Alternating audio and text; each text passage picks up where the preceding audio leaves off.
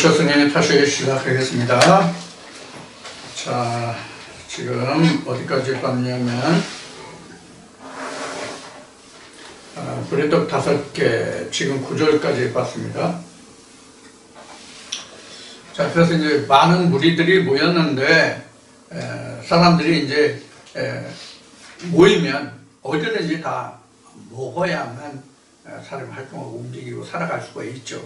그런 것은 이제 인지상정인데 성경에서는 사람이 먹고 사는 문제에 대해서 기록한 것이 없기 때문에 우리는 그러한 것을 배제하고 예수가 지금 요한복음 6장에서 지금 그 떡을 가지고 무엇을 지금 이야기하고자 하는 건지 그 이면을 살펴보도록 하겠습니다. 늘 말씀드리지만 우리가 성경을 보고 그것을 표면적으로 문자적으로 지금 글에 기록된 그대로 우리가 이 성경을 보려 한다면 신학을 할 필요가 없고 교회에 갈 필요가 없죠. 한글만 읽을 수 있으면 누구든지 다 그대로 보고 믿으면 되니까.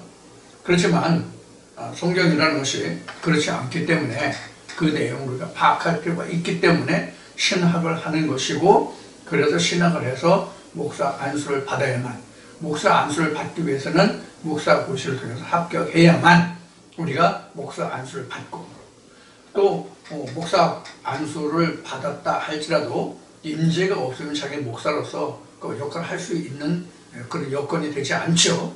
그런 문제 세상적인 것이 있지만은 우리가 문자적으로만 우리가 문자적으로 우리가 성경을 보고 그것을 그대로 우리가 알고 믿는다고 한다면 신학이라는 것이 필요 없고 목사 고시도 필요 없고 우리가 교회 가야 할 필요는 더더욱 없는 것이죠.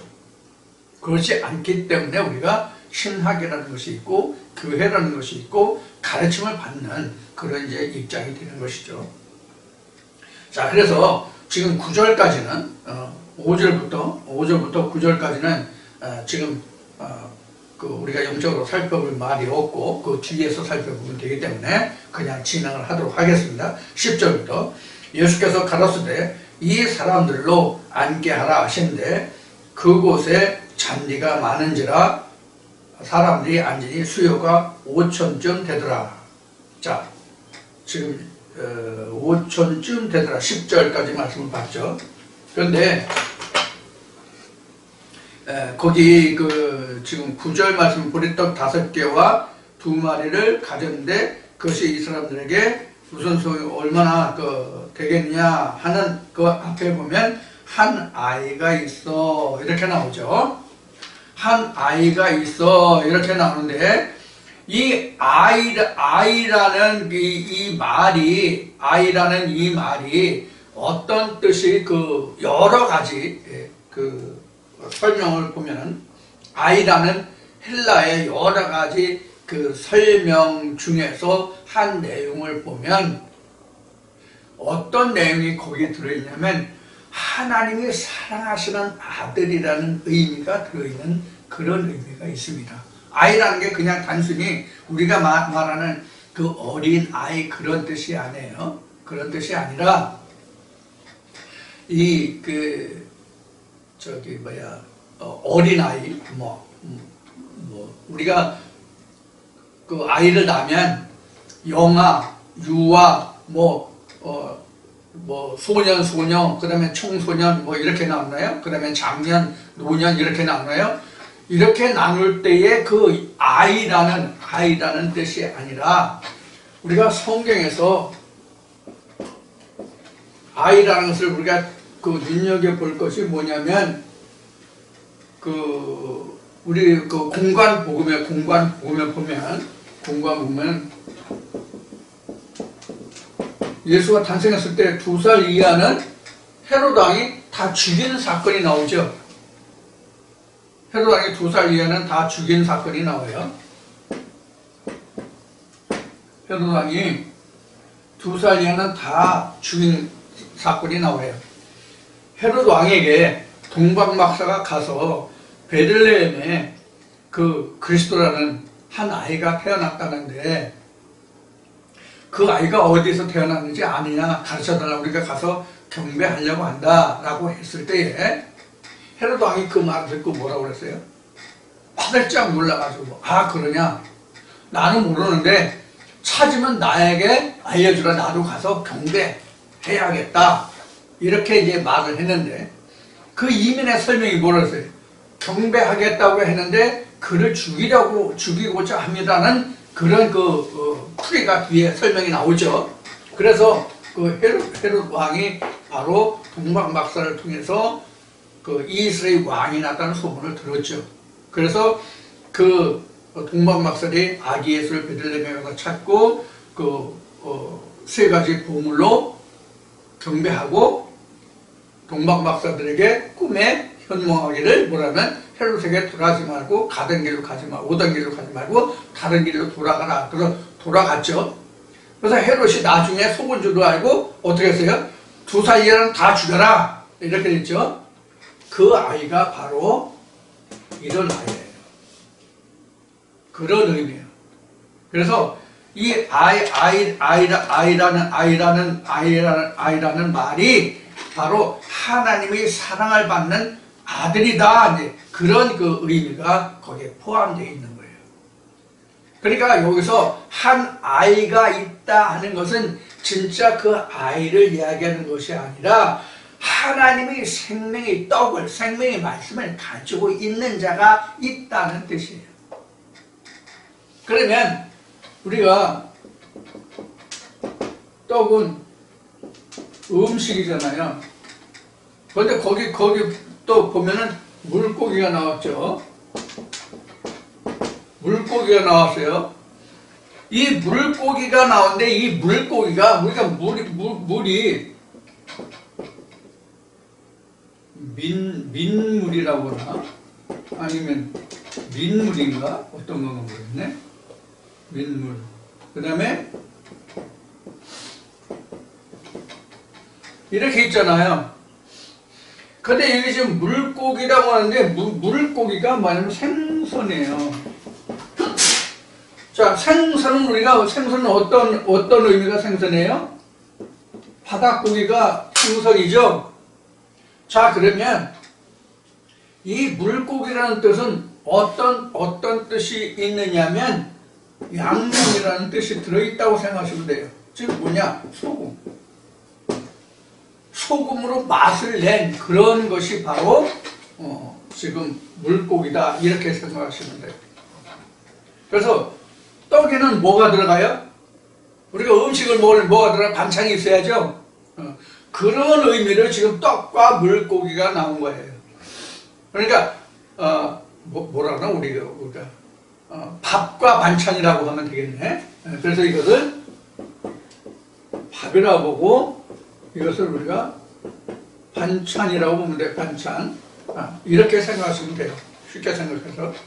그래서 이제 여기 물고기라는데 물고기는 그 헬라어 원어로 보면은 소금에 절여서 말린 그런 거예요.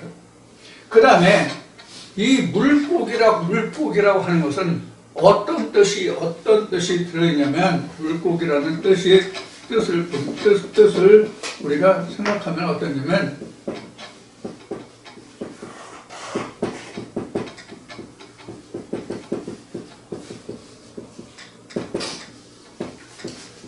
물속에서 바닷속에 사는 생명체잖아요. 그럼 우리가 창세원리로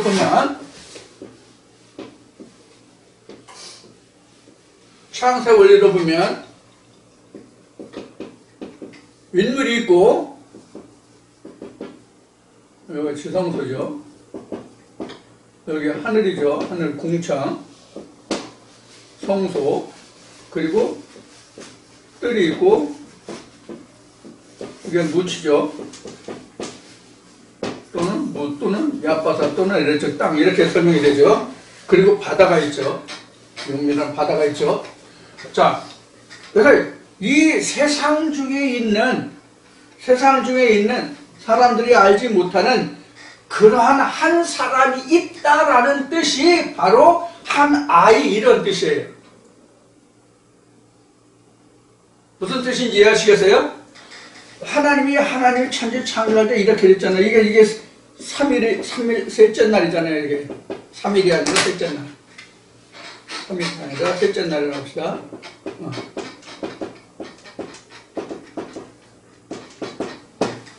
창조가 이렇잖아요. 셋째 날 창조가 이래 인물, 지성소, 그 다음에 하늘, 성소, 뜰, 뭇, 바다, 뭇땅, 바다가 아니라 뭇땅, 야바사 또는 에레츠 이렇게 되죠. 무치라는데 이것을 땅 에레츠라고 했다. 뭇, 야바사를 땅 에레츠라고 했다. 이렇게 나오죠. 그 다음에 이제 바다가 나와요. 자, 바다가 나왔어요. 이 바다라고 하는 것은 바로, 우리가 말하는, 세상적으로 말하는 지구촌에 있는, 5대양, 6대져서 5개 바다, 태평양, 대서양, 이렇게 해가지고, 그 바다를 이야기하는 것이 아니라 세상을 얘기하는, 일반 세상. 하나님의 성소에 속하지 않은 다른 밖의 세상. 그러니까, 하나님의 모세에게 보여준 성막 밖은 다 세상이에요. 그래서 요한복음 1장에서 세상에 빛이 왔으되 세상이 이 빛을 깨닫지 못하더라가 그 세상이 바로 성전 밖에 있는 사람들에게 빛이 비치되 깨닫지 못하더라 이런 뜻이거든요. 그래서 이 성수에 속하지 않은 사람들 중에 한 아이가 있어 지금 보리떡 5개와 그 다음에 생선 2마리를 가지고 있는 아이가 있다. 그런 사람이 있다는 얘기예요. 실제 아이가 아니라. 그럼 자 우리가 여기서 이제 떡에 관해서 좀 살펴보고 가야 되겠네요. 어차피 설명을 하려면 떡인데 지금 보리떡이죠. 자 우리가 떡을 하려면 어떤 과정이 필요합니까? 어떤 과정이 필요해요? 떡을 하려면? 지금 쌀이 있어. 찹쌀이 있어. 보리쌀이 있어. 맵쌀이 있어. 쌀이 있어. 자, 보리, 곡식이죠? 곡식으로서 떡을 하려면 뭐가 필요해요? 떡을 하려면 뭐가 필요하냐면 가장 먼저 필요한 것이 뭐냐면 자기 희생이에요. 뭐예요? 가루가 됩니다. 그래서 희생을 의미하는 것이 바로 떡이에요. 희생을 얘기하는 게 떡이라고 해요. 그 다음에 떡을 하려면 그 다음에 뭐가 있어야 돼요? 기름도 때에 따라서 있어야 되고요. 그 다음에 불도 있어야 되고요. 최소한도 이 3가지 있어야 돼요. 물론 떡을 할 수 있는 그릇이라든가 이런 것도 필요하고 사람도 필요하고 다 필요해요.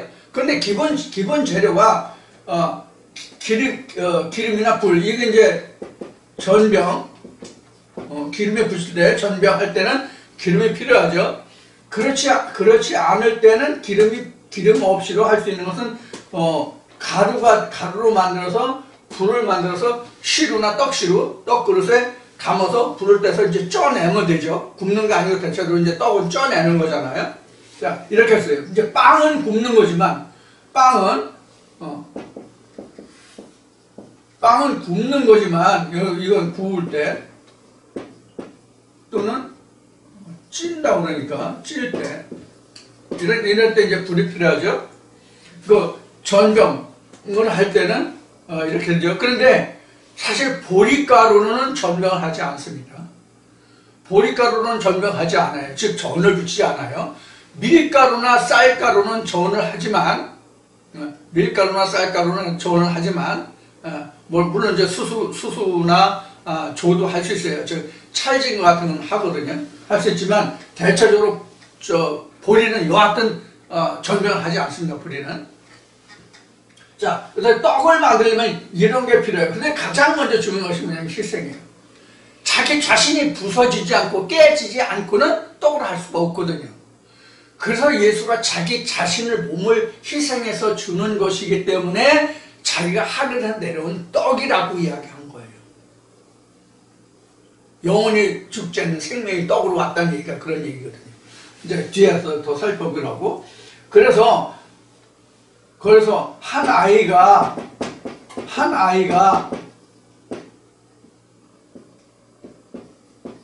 보리떡,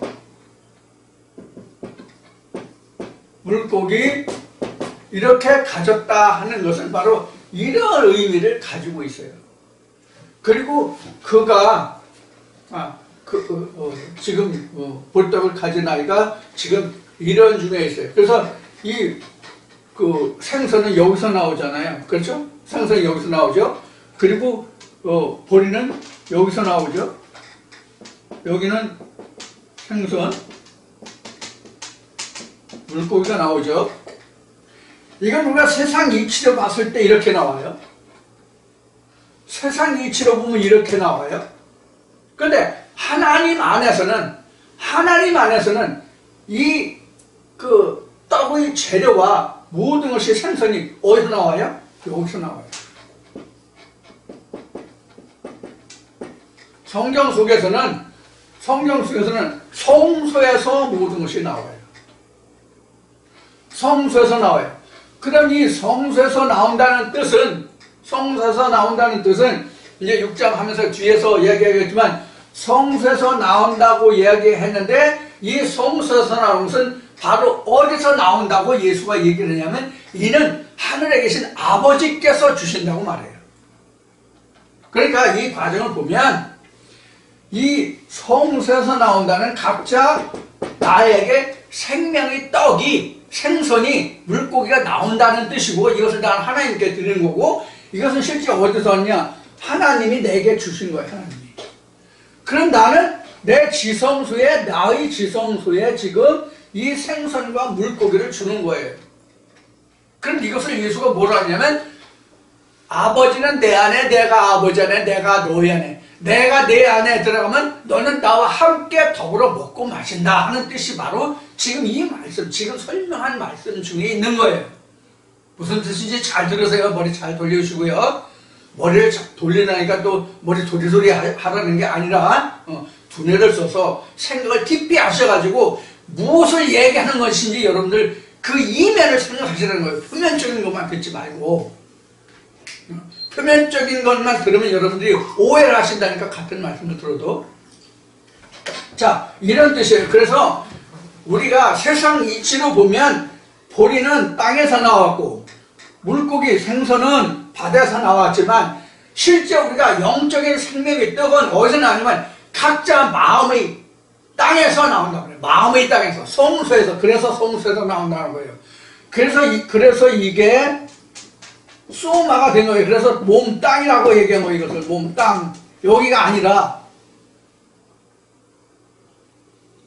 자 그래서 지금 이 소마에서 실제로는 영생의 떡과 생선이 나오는데 맛을 내게 하는 생선 그리고 먹을 양식 생선이 다 지금 어디서 나오냐면 성소에서 나온다. 실제 이스라엘 백성들은 지금 말한 것 같이 땅에서 나는 것, 바다에서 나는 것을 소재물로 해가지고 어떻게 했어요? 성소에 올렸죠. 그렇죠? 그래서 이건 레위기 2장 13절이라면 이거 수없이 얘기해서 그동안 아주 귀에 못이 바뀌었을 거예요. 지금. 그래서 이렇게 해서 올렸지만 실제로 현재 우리에게는 하나님이 즉 I am that I am으로 계신 즉 베레시트가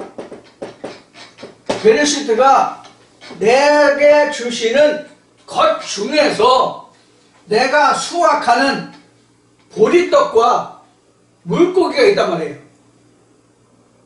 베레시트가 I am that I am이 내게 주시는 내 마음의 성소에 주시는 하나님이 주시는 생명의 양식이 있다고 그것을 나는 하나님께 드리는 거예요. 이게 예배란 말이에요. 이게 신령과 진정의 예배라고 내 몸을 소마를 하나님께 드려라. 영적 산 제물로. 그러면 이 소마가 나이면서 말씀이잖아요. 그럼 나도 드려지고 하나님도 드려지고 이게 예배다 그런 얘기예요. 이게 아바를 경영하다 이런 뜻도 되고요. 자기 땅을 경작하니까. 자, 이렇게 해서 하나님께 드리는 거예요. 이런 물고기가 보리떡 5개를 가진 자가 있다는 얘기야. 한 아이가 있어서. 우리 중에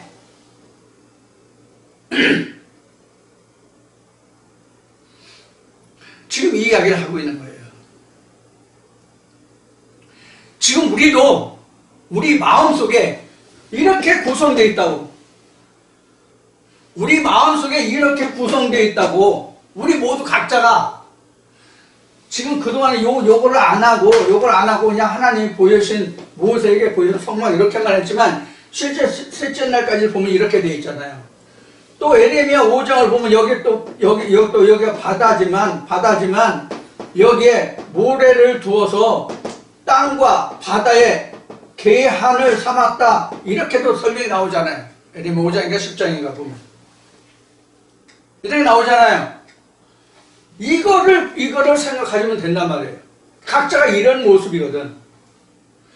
나에게도 이런 구성이 되어 있어야 되고, 세상으로도 이런 구성이 되어 있어야 되고, 그래서 세상에 이 종교라는 틀이 이 바다에서 모래의 역할을 해서 이 바다가 흉흉하되 이 모래를 넘어오지 못하도록 만들었다. 하나님이 그렇게 말씀하시잖아.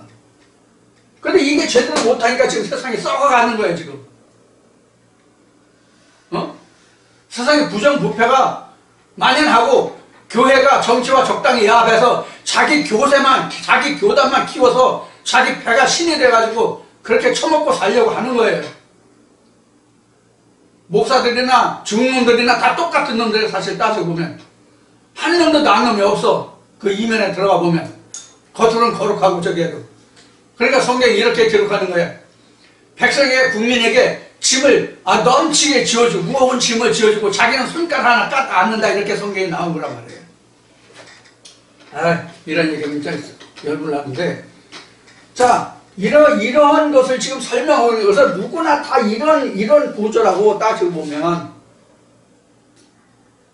근데 우리가 일반적으로 지금 요 위에 부분이 큽니까? 밑에 요 두 부분이 큽니까? 두 부분이 더 밑에 있는 뜰과 바다가 더 큽니까?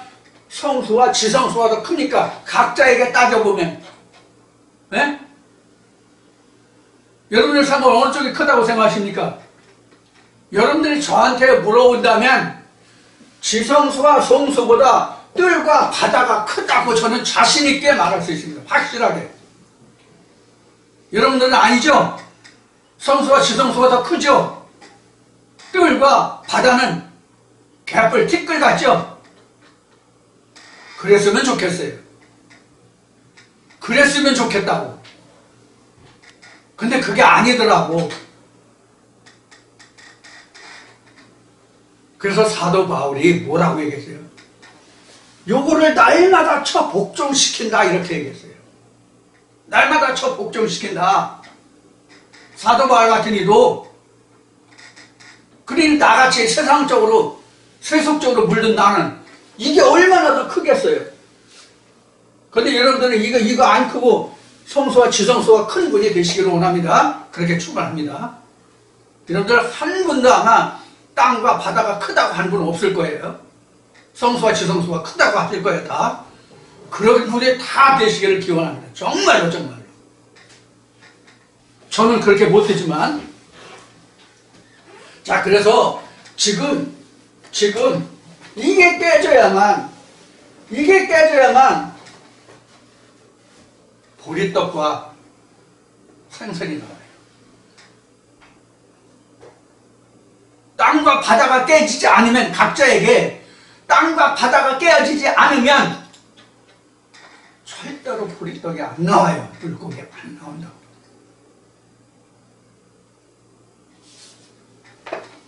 또 물고기라는 것은 소금에 절다 이런 양념, 반찬 이런 개념으로 말씀드렸지만, 또 물고기라는 것은 뭐냐면 드러나지 않은 상태예요. 바다 속에 있는 게 보입니까? 보여요, 안 보여요? 드러나지 않죠? 그렇기 때문에 성경은 뭐라고 이야기하고 있어요? 받은 자 외에는 알지 못하더라. 그게 비밀이란 말이에요. 숨겨진 거라고. 물론 이제 그 바울 서신에 보면 그리스도가 이제 비밀이라고 감춰졌기 때문에 비밀이라고 되지만, 그리스도가 이 성경 속에 감춰져 있잖아요. 그래서 이 성경 자체가 사실은 비밀이에요. 그럼 이 성경이 지금 비밀입니까? 요한계시록 5장에는 봐서 이게 봉인됐습니까? 일곱인으로? 예? 봉해져 있어요? 그래서 비밀이에요? 아니거든요. 열린 책이에요. 오픈 바이블이라고 얘기하잖아요. 주석 성경이라고 해석해놓은 성경이라고도 얘기를 하잖아요. 근데 왜 성경이 비밀입니까? 그리스도가 왜 비밀입니까? 글자 속에 문자 속에 숨겨져 있기 때문에. 언제부터? 창세 때부터. 이미 창세 때부터 하나님 품속에 감춰진 자잖아요. 말씀 속에 감춰졌잖아요. 지금 한 말도 여러분을 따져보고 생각해 볼 말이 굉장히 많아요, 지금요. 몇 마디 안 했지만. 자, 그래서 우리가 보리떡이나 이 물고기라고 하는 것은 내가 밖에 드러나지 않은 상태로 가지고 있는 하나님 온전한 생명의 양식이 보리떡과 물고기 두 마리예요. 누구든지 내게 생명이 있으면, 여기 성에 함락됐으면, 6월절이 지났으면 나름대로의 보리떡 5개와 나름대로의 물고기 2마리가 있다고. 다 똑같은 보리떡 5개, 물고기 2마리가 아니에요. 나름대로의 각자마다의 보리떡 5개와 물고기 2마리가 있다고. 똑같은 게 아니라고. 각자 나름대로 가진 그 사람의 하나님을 아는 지식대로 보리떡과 물고기가 있다는 것. 다만 그것이 똑같은 물고기 2마리와 보리떡 5개가 아니라고 말한 것이 바로 무엇이냐면, 다 같은 하나님의 것이로되 그 크기와 색깔은 다 다르다는 얘기예요. 내가 1kg짜리 생선 2마리가 있어. 나는 100g짜리 보리떡 5개가 있어. 그럼 저 사람도 100g짜리 보리떡 5개, 1kg짜리 생선 2마리가 있어서 똑같은 질량으로, 똑같은 물질적인 질량으로 5개와 2마리가 아니란 말이에요.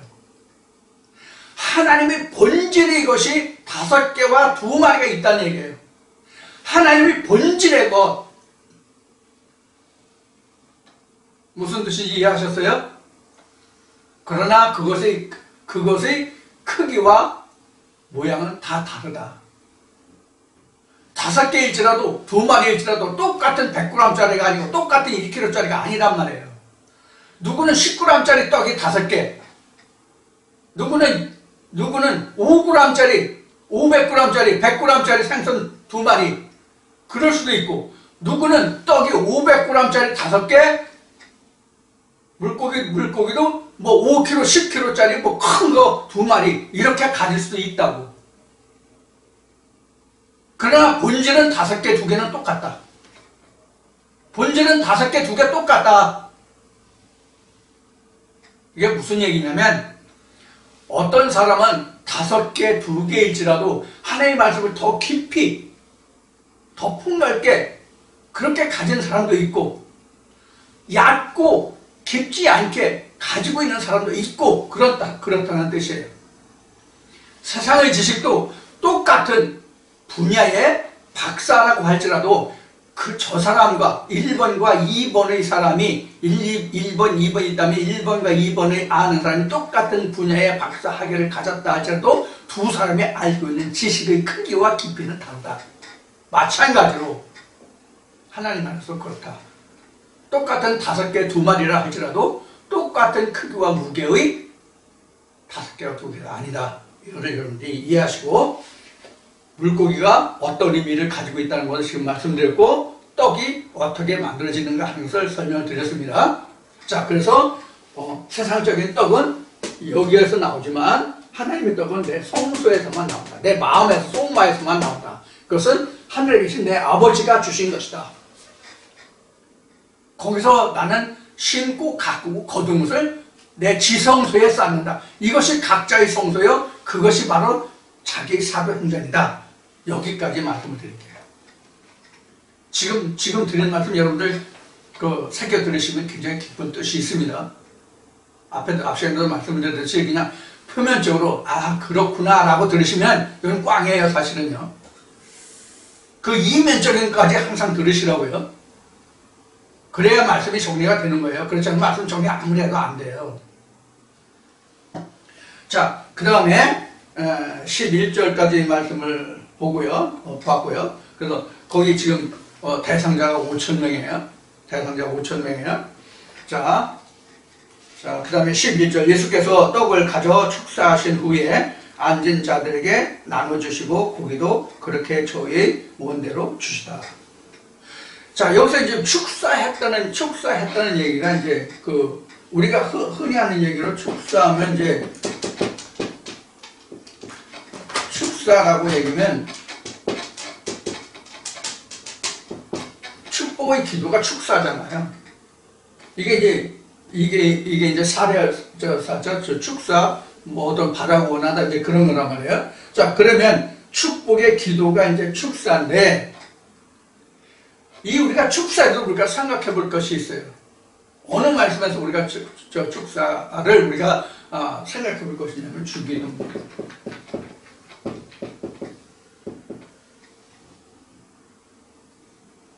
자, 지금 여기 떡이 나왔잖아요. 주기도문에 맨 처음에 나온 건 뭐예요? 우리에게 일용할 양식을 오늘날 우리에게 일용할 양식 나오죠? 그 일용할 양식이 바로 뭐냐면 떡이라고 합니다. 떡이라고 해요. 그러면 앞에서도 잠깐 얘기했고 뒤에서도 또 다시 나오겠지만 이스라엘 백성들이 특히 애굽 땅에서 나와서 광야에 그들이 40년 동안 있을 때에 이스라엘 백성이 사막 땅에서 경작을 했어요? 이스라엘 백성이 자기 땅에서 나오는 자기 땅에서 광야에 그들이 나와 있을 때 40년 광야 생활할 때 이스라엘 백성들이 경작을 했느냐고. 경작을 하고 싶어도 경작을 할 수 없었죠. 경작을 할 수 없는 첫째 조건이 뭐예요? 우선 물이 없어요. 사막지대이기 때문에 우선 물이 없어요. 그 다음에 거기서 광야에서 그들이 40년 동안 나그네가 됐기 때문에 항상 떠돌이 생활을 했어요. 정착 생활을 할 수가 없었어요. 그러니까 물도 없지, 정착을 할 수도 없지. 자, 그럼 물이 있다고 할지라도 그 땅이 사막이 아니라 할지라도 정착하지 못하면 내가 경작을 할 수 없잖아요. 떠돌이 생활하면 경작을 할 수 없잖아요. 그럼 그들이 어떻게 먹고 살았어요? 하나님이 광야에서 만나를 주어서 그들을 먹고 살게 했잖아요. 60년. 그리고 그들이 또 머무는 곳마다 하나님이 물샘에 있는 곳에 이스라엘 백성들 인도해서 그들이 거기서 머물면서 그 물로 이스라엘 백성들과 함께 그 짐승까지도 먹고 마시게 했잖아요. 자, 그러면 하나님이 예수를 통해서 모세에게 그렇게 행하셨던 것을 예수는 뭐라고 표현했습니까? 너희 조상이 광야에서 만나를 먹은 것은 모세가 준 것이 아니라 하늘에 내 아버지께서 주신 것이요. 그 만나를 먹는 것은 땅에서 나는 만나를 먹은 것은 너희가 그 만나로 인해서 사는 것이 아니라 하나님의 말씀을 청종해야만 너희들이 살 수 있다는 것을 하나님이 깨닫게 하려 하시느라는 말을 예수한다. 이 얘기는 제가 하지 않아도 본문적으로 여러분들이 복음서를 보시면 다 이해하실 거예요. 다 들으셨을 거예요. 왜? 표면적이기 때문에. 이건 역사적으로 일어났던 사실적인 기록이기 때문에 이제 이 뒤에도 이제 그 말씀이 이제 언급이 되겠지만 이것은 사실적인 실상의 기록이기 때문에 여러분들은 이것을 충분히 알고 계실 거예요. 아마 이 모르시는 분은 없을 거예요. 자, 이렇게 이스라엘 백성들은 그들이 광야에서 40년 사막에서 떠돌이 생활을 했을지라도 하나님이 만나를 주셨고 물샘이 있는 곳으로 인도하셨기 때문에 그들이 먹고 마시고 하는데 지장이 없어요. 다만 그들이 앞 시간에 얘기했듯이 애굽에 있을 때는 마늘, 부추, 고기를 먹어서 정력이 왕성했었다는 얘기를 했었죠. 물론 성경에는 뭐 만화를 뭐 3명, 5명 권유했다는 얘기는 없습니다. 제가 이제 총력을 이제 얘기했기 때문에 그것을 이제 덧붙여 이야기한 거니까 여러분들 오해 없으시기 바라고요. 하여튼 이스라엘 백성들이 그렇게 하나님을 극렬히 비난했단 말이에요. 자, 그래서 이제 5천 명이 모였는데 축사하신 것을 지금 마태복음 6장 안 썼나? 6장에 보면 마태복음 6장에 보면 주기도문이 나오는데 거기 일용할 양식이 나오잖아요. 일용할 양식. 일용할 양식이 나오는데 이 일용할 양식이 바로 이 떡이란 말이에요. 근데 우리가 일용할 양식을 여러분들도 저도 다 지난날 겪어보신 거지만 일용할 양식이 뭐예요? 쌀 떨어지면, 라면 떨어지면, 양식이 떨어지면 양식이 떨어진 거로 알죠. 그렇죠? 육신의 입으로 먹는 양식이 떨어지면. 그럼 예수는 마태복음에서 뭐라고 그랬어요? 입으로 들어가는 것은 뒤로 배설되는 줄을 너희가 알지 못하느냐 이렇게 얘기하죠. 그래서 썩어질 양식을 위해서 일하지 말고 썩지 않을 양식을 위해서 일하라고 이제 말씀이 나올 거예요. 바로 이제 이러한 것을 우리가 앞에 얘기한 누룩 없는 떡, 유월절을 얘기하는 거잖아요. 무교절을 얘기하는 거란 말이에요. 세상에 썩어질 것으로 육신이 사랑하는 것으로 썩지는 하나님을 말하면 그것을 유교병, 누룩이 들어간 하나의 말씀 그런 뜻이에요. 유교병은 인생의 영혼을 소마가 피오뉴마가 해야 되는데 소마가 피오뉴마가 되게 아니라 푸시케가 되게 하면 그냥 목숨만을 위해서 푸시케가 목숨이라는 얘기예요. 목숨만을 위해서 설교하는 이것을 우리는 유교병이라고 그런다 그래요. 푸시케. 푸시케 하니까 이제 지금 생각이 났네. 어느 분이 전화해가지고 제가 푸시케를 뭐 잘못 썼다고 얘기를 했던데 이건 좀 미우로 보네. 이제 푸시케인데 이 푸시케가 사실 이게 목숨이라는 뜻이에요. 우리가 목숨을 위해서 사는 게 아니잖아요. 목숨을 위해서 사는 게 아니라 우리는 표현유만을 위해서 사는 거잖아요. 그래서 푸시케가 소마가 돼서 소마가 다시 표현유마가 되는 이런 과정을 거쳐야 된다. 이렇게 그 말씀을 드렸던 건데 우리가 이 과정이 바로 뭐냐면 지금 여기서 얘기하는 영생하는 떡이에요.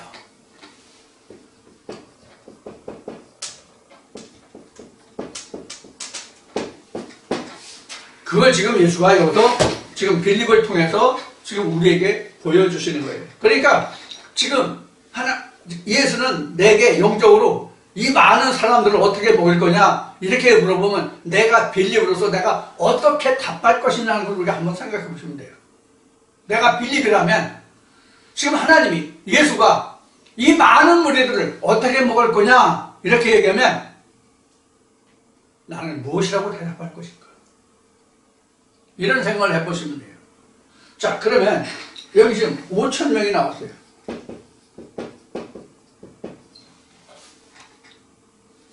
지금 떡은 5개예요. 그리고 고기는 지금 2마리예요. 지금 이거를 제가 그동안 치환이라는 얘기 많이 했었죠. 치환. 이것을 나로 치환해보자고. 나로 치환해보자고. 이 5천 명을 언제까지 먹여야 되겠어요? 이 5천 명을 언제까지 먹여야 돼? 둘째 사망 때까지 먹여야 된단 말이에요. 이들이 이 5천 명이 예수를 따른다면 언제까지 따라야 되겠어요? 이 사람들이 죽는 날까지 끝날까지 따라야 될 거 아니야. 예수를 따르려면 이 많은 무리들이 병 고치는 것을 보고 예수를 따랐잖아. 5천 명이 지금. 그럼 언제까지 우리가 예수를 따를 거냐고. 자기 사망할 때까지 죽을 때까지 따라야 될 거 아니야. 그러면 어느 기간일지 모르지만 자, 그러니까 둘째 사망 때까지는 이 5,000명을 먹여야 된단 말이에요. 지금 현재 나온 인원이 5,000이니까 5,000을 얘기하는 거예요. 이걸 나로 치환해보자고.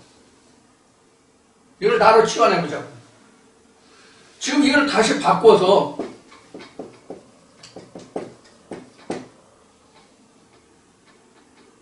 다섯 철이라고 얘기합시다.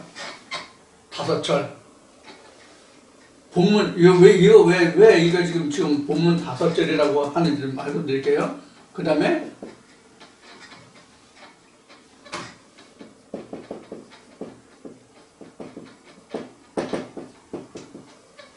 이렇게 있다고 가정을 해봅시다.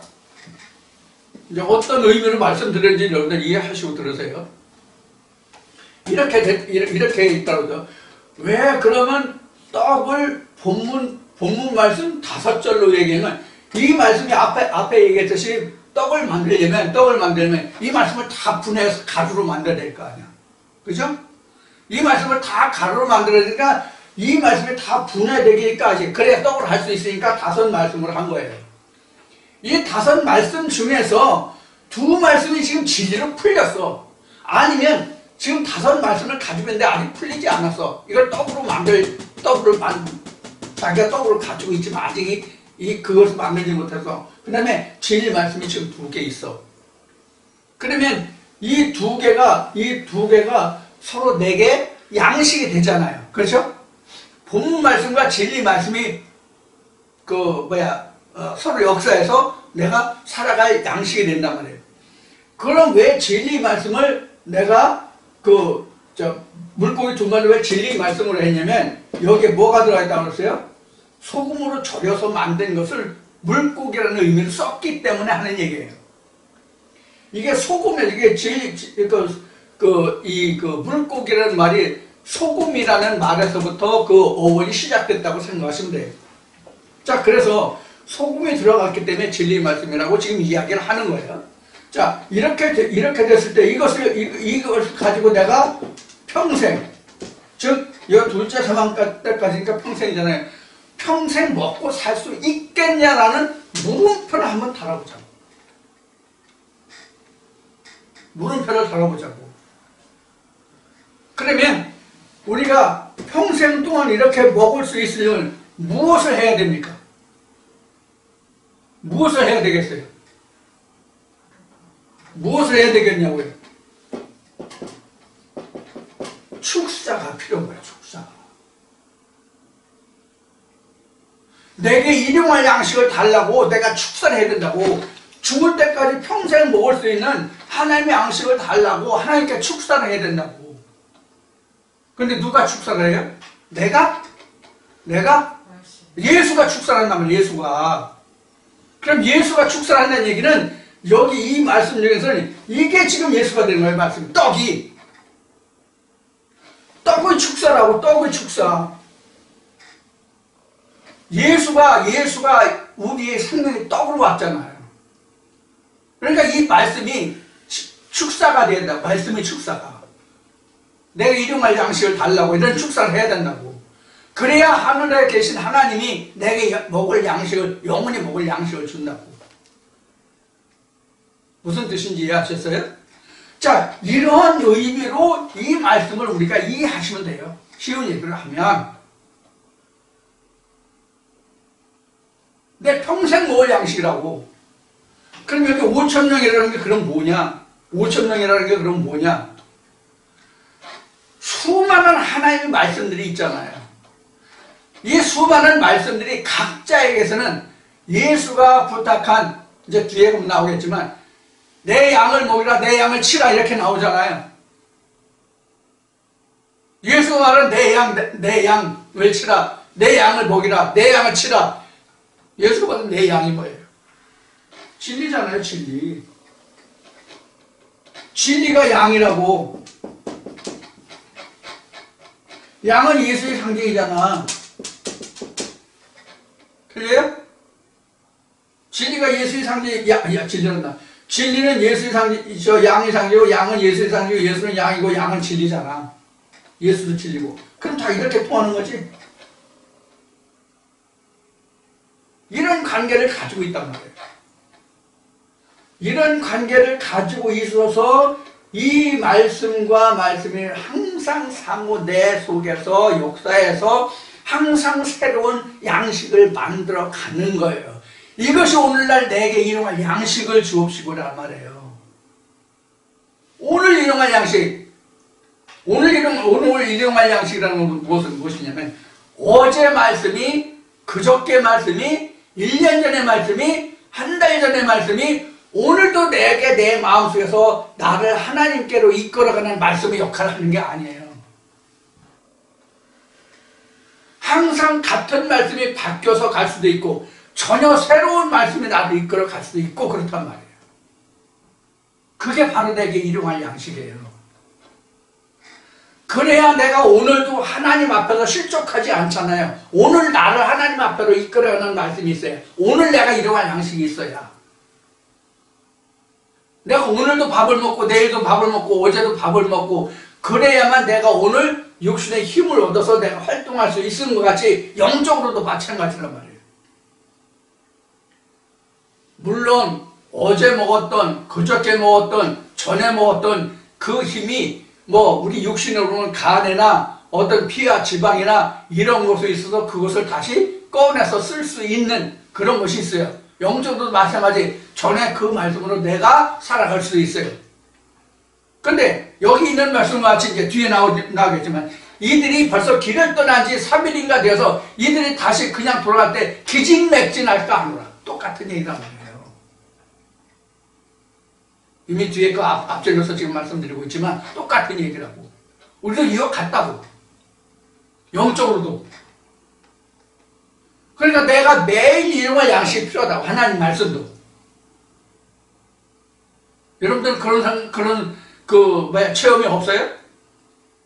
어제 그저께 전에 가지고 있던 말씀이 오늘도 나를 항상 이끌어가요? 아니죠. 날마다 오늘 생각나는 말씀, 오늘 상고한 말씀, 전에 상고한 말씀, 내게 힘이 되는 말씀이 어제 오늘 말씀이 전에 있던 말씀이 오늘도 내가 똑같은 말씀으로 내가 힘을 얻고 내가 내 영혼이 소성함을 받는 게 아니라고. 무슨 뜻인지 이해하셨죠? 자, 거기까지만 말씀을 드릴게요. 그래서 축사하신 후에, 이제 11절에 축사하신 후에, 앉은 자들에게 나눠주시고, 고기로 그렇게 저희 원대로 주시다. 저희가 배부른 후에 예수께서 제자들에게 이르시되, 남은 조각을 거두고 버리는 것이 없게 하라 하심으로, 이에 거두니 보리떡 5개로 먹고, 남은 조각이 12바구니에 찼다. 여기에서는 보리떡 5개와 생선 2마리로 먹고 남은 것이 5,000명이 먹고 남은 것이 다시 거두니까 12바구니에 찼다 이렇게 됐어요. 여기 12바구니에 찼더라 이렇게 됐어요. 그럼 우리가 상식적으로 생각해 보자고. 상식적으로 생각하면 모든 양식이 먹으면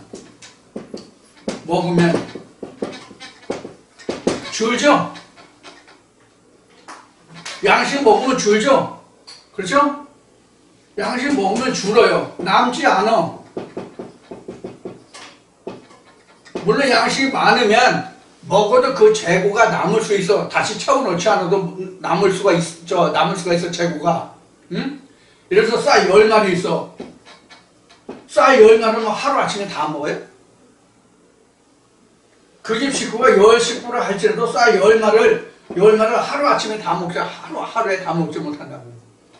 그래서 이 쌀 10마리로 한 달을 살 수 있다면, 가정주부는 이 10마리에 대한 계산을 해서 얼마씩 먹으면 우리 식구가 한 달 동안 먹을 수 있겠다. 그 다음에 월급을 받아서 쌀을 다시 사야 되니까 그때까지는 이 10마리로 먹어야 되니까 얼마씩 먹어야 이 양식을 그때까지 먹을 수 있겠다 하는 계산이 나올 거 아니에요.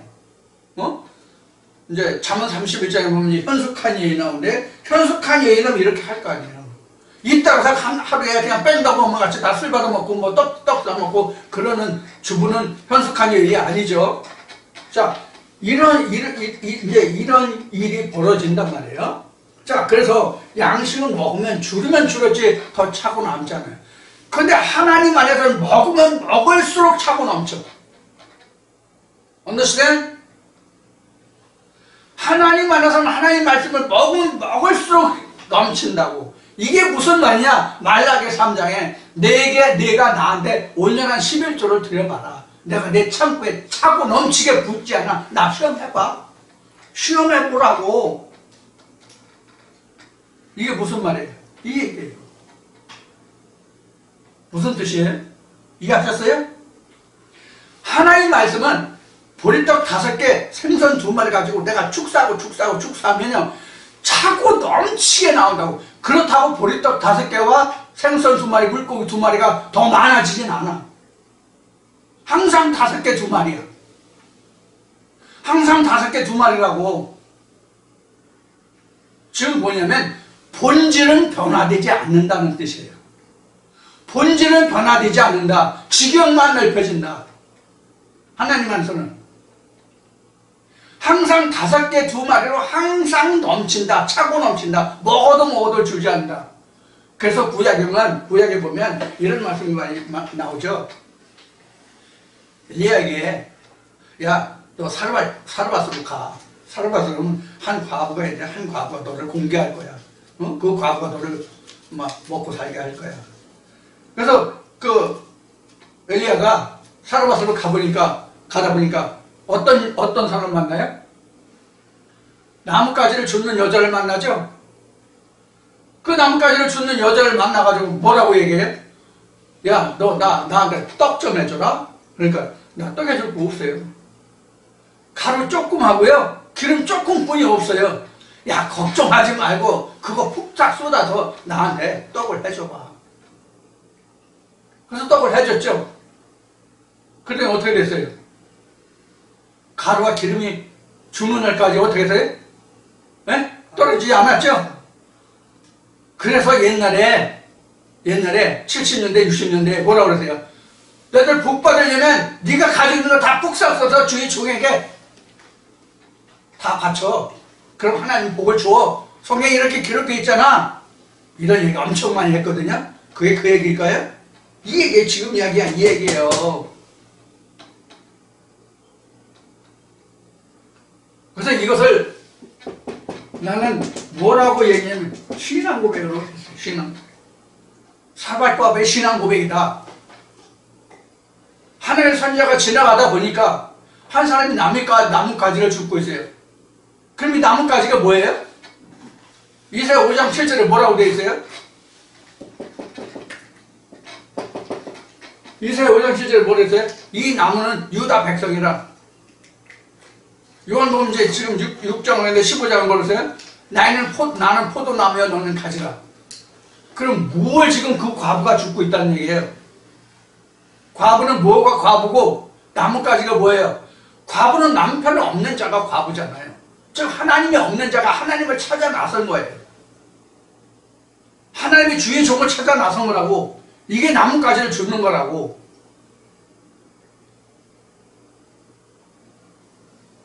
그래서 엘리야가 그 과부한테 물어본 거예요.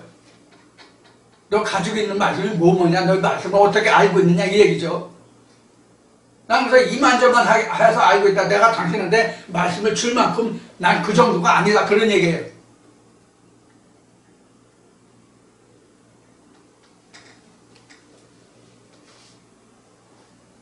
근데 엘리야가 뭐라고 그래요? 걱정하지 말고 네가 알고 있는 거 다 그냥 쏟아내봐. 내가 알고 있는 그대로 다 얘기해봐. 그게 바로 네가 가지고 있는 가루와 기름을 다 내게 내줘보라. 그 얘기예요. 지호자한테 똑같아요. 얘기죠.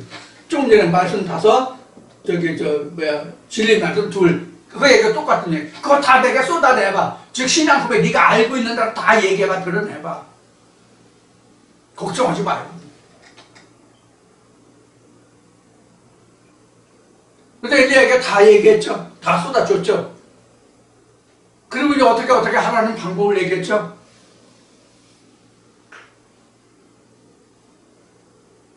이제 말씀 이해가 되십니까? 무슨 얘기인지? 자, 이게 바로 여기서 얘기하는 떡의 얘기예요. 떡의 스토리예요.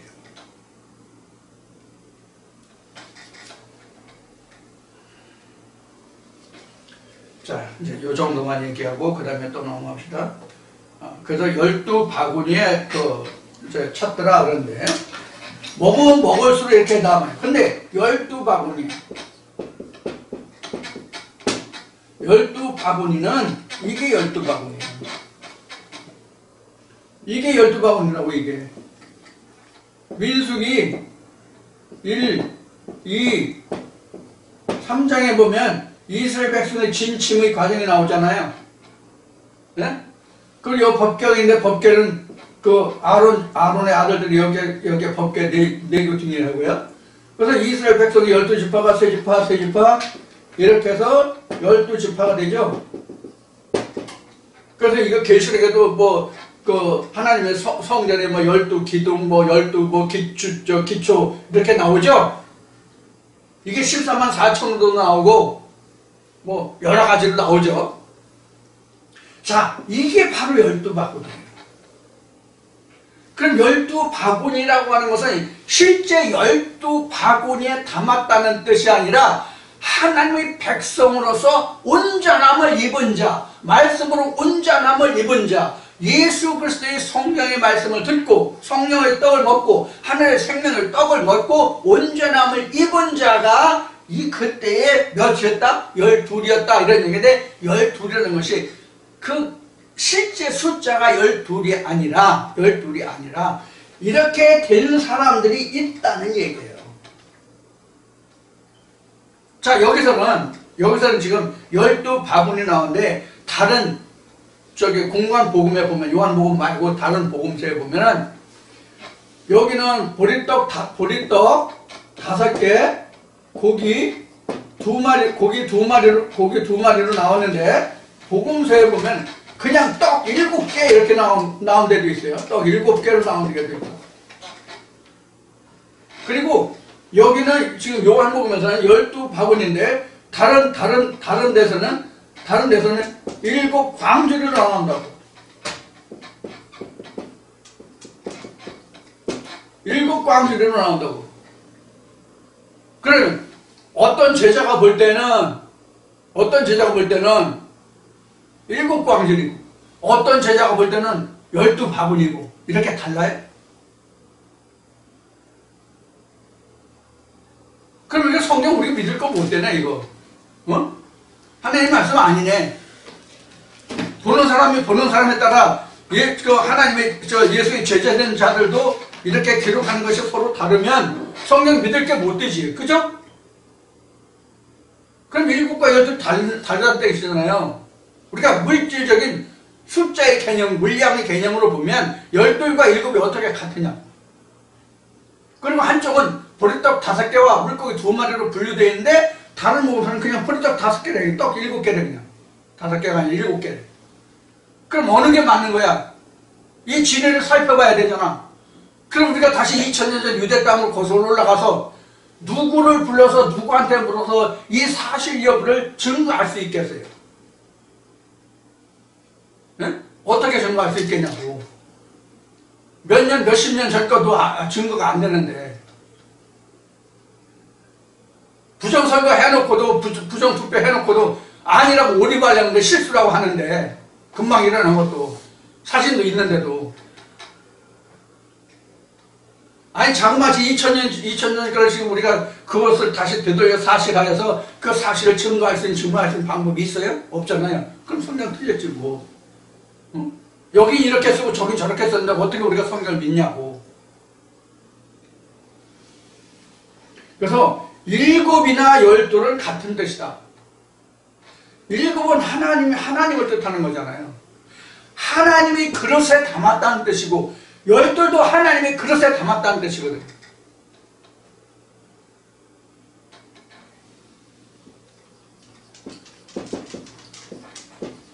그릇이 누구예요? 우리다. 이 소마에다가 담았다 그런 뜻이란 말이에요. 소마에다가 하나님의 양식을 담았다. 보리떡과 생선 물고기 2마리를 여기에 담았다. 이러한 자들이 있었다는 얘기예요. 즉, 내 음성을 듣는 자는 살아나느니 곧 있더라. 이렇게 얘기했죠. 신령과 진정으로 예배를 드릴 때가 오나니 곧 있더라. 요한복음 4장에서 나왔죠. 그런 얘기란 말이에요. 하나님께 신령과 진정으로 예배하는 자는 이러하니라. 하나님은 이러한 자를 기뻐 찾으시느니라. 받으시느니라, 찾으시느니라. 이런 뜻이 여기에 담겨져 있단 말이에요. 자, 그래서 보리떡 5개와 물고기 2마리는 이런 뜻이고 5,000명도 이런 뜻이고, 이것을 예를 들어서 어떻게 여러분들 이해하시면 된다 하는 것까지 설명을 드렸습니다. 그래서 12바구니에 걸었다 또는 7 광주에 찼다, 이런 얘기 같은 거다. 그래서 그릇이 뭐다 하는 것까지 지금 말씀드렸어요. 자, 그래서 14절부터 보면 그 사람들이 예수의 행하신 이 표적을 보고 말하되 이는 참으로 세상에 오실 선지자라 하더라.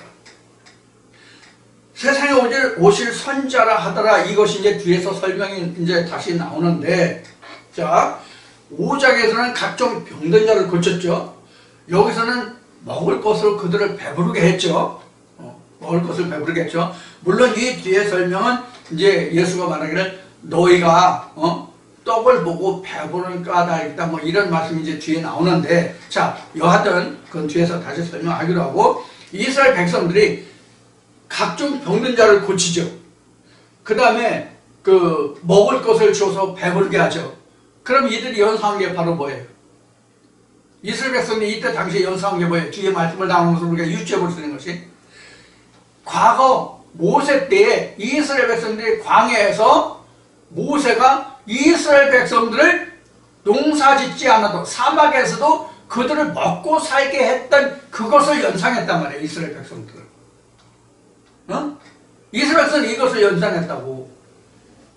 그러니까 이 지금 예수가 온 것을 이스라엘 백성들은 뭐라고 생각하냐면 오실 선자가 그라고 얘기한 거야.